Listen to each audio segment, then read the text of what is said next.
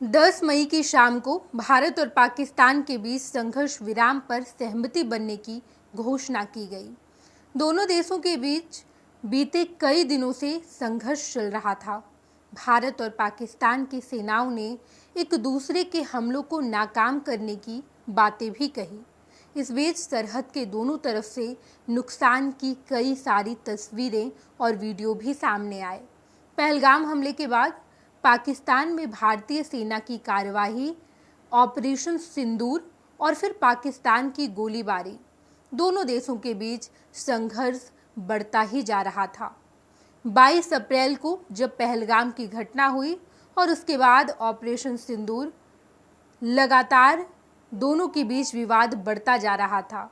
तभी 10 मई की शाम ठीक 5 बजे के आसपास अमेरिकी राष्ट्रपति डोनाल्ड ट्रंप ने सोशल मीडिया पर लिखा, अमेरिका की मध्यस्थता में एक लंबी बातचीत हुई और उसके बाद मुझे ये घोषणा करते हुए खुशी हो रही है कि भारत और पाकिस्तान ने पूर्ण और तत्काल सीज फायर पर सहमति बनाई है।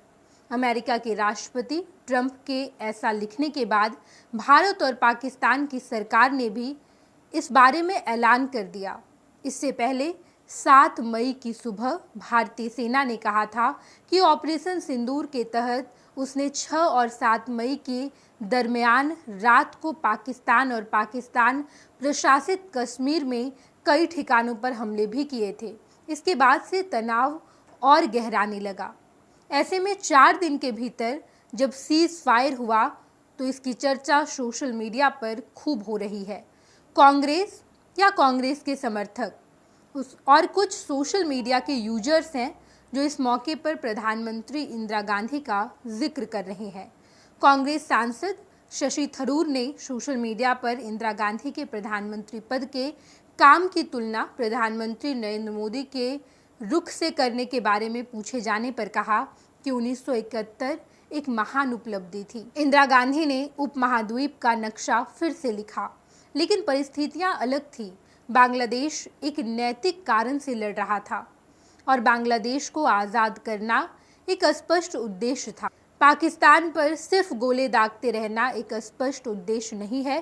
कांग्रेस के आधिकारिक एक्स हैंडल से इंदिरा गांधी और पूर्व अमेरिकी राष्ट्रपति रिचर्ड निक्सन की तस्वीर साझा की गई। इस तस्वीर के साथ कांग्रेस ने लिखा, इंदिरा गांधी ने निक्सन से कहा था कि हमारी रीढ़ की हड्डी सीधी है, हमारे पास इच्छा शक्ति और संसाधन है, हम हर अत्याचार का सामना कर सकते हैं। वो वक्त चला गया जब कोई देश 3-4 हजार मील दूर बैठकर ये आदेश देता था कि भारत उसकी मर्जी के हिसाब से चलेगा। कोई भी देश आदेश दे देता था, उसके बाद भारत उनकी मर्जी से चलता था, लेकिन अब ऐसा नहीं होगा। कांग्रेस ने भी अपने ट्वीट में लिखा कि ये थी हिम्मत, यही था भारत के लिए डटकर खड़ा होना और देश की गरिमा के साथ कोई समझौता ना करना। कांग्रेस समेत कुछ social media users UPSC coaching से जुड़े शिक्षक विकास दिव्यकीर्ति का एक पुराना वीडियो भी साझा कर रहे हैं, जहां पर अपने क्लास में पढ़ाने के दौरान विकास दिव्यकीर्ति कहते हैं कि एक महिला प्रधानमंत्री और उन्होंने पाकिस्तान के 2 हिस्से कर दिए। बाकी लोग बोलते रहते हैं कि सर्जिकल स्ट्राइक कर दूंगा, ये कर दूंगा, वो कर दूंगा, लेकिन महिला प्रधानमंत्री इंदिरा गांधी ने कुछ बोला नहीं बल्कि 2 टुकड़े कर दिए। हालांकि कुछ लोगों का ये भी मानना है कि 1971 और 2025 की तुलना करना सही नहीं है। 1971 में जब पाकिस्तान से युद्ध हुआ था तो बांग्लादेश बना, तब सोवियत संघ था, लेकिन 1991 में इसका विघटन हो गया और फिर रूस बना। रूस के पास वो शक्ति नहीं बची जो सोवियत संघ के पास थी और इसे भारत के लिए भी टके के रूप में देखा गया।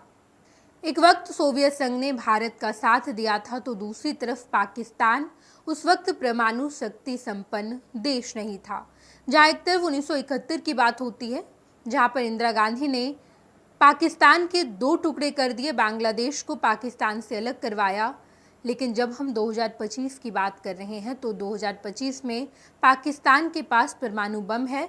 पाकिस्तान भले ही कमज़ोर है, लेकिन परमाणु बम अगर हिंदुस्तान पर गिरता है तो उसका खामियाजा भुगतना पड़ेगा।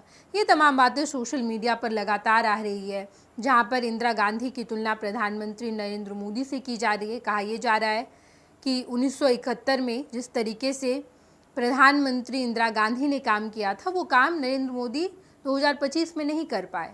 दोनों तरफ से वाद विवाद चल रहा है। इन सब के बीच हमने आपको तमाम जानकारी दी, और अब आप बताइए आपको क्या लग रहा है। क्या इंदिरा गांधी एक बेहतर प्रधानमंत्री थीं, उनका काम बेहतरीन था नरेंद्र मोदी की अपेक्षा में, या आपको इन दोनों में से कौन बेहतर प्रधानमंत्री लगते हैं? आपको ऐसा लगता है कि दोनों परिस्थितियां अलग थी और दोनों अपने अपने जगह बिल्कुल सही है? जो भी आप सोचते हैं कमेंट बॉक्स में बताइएगा।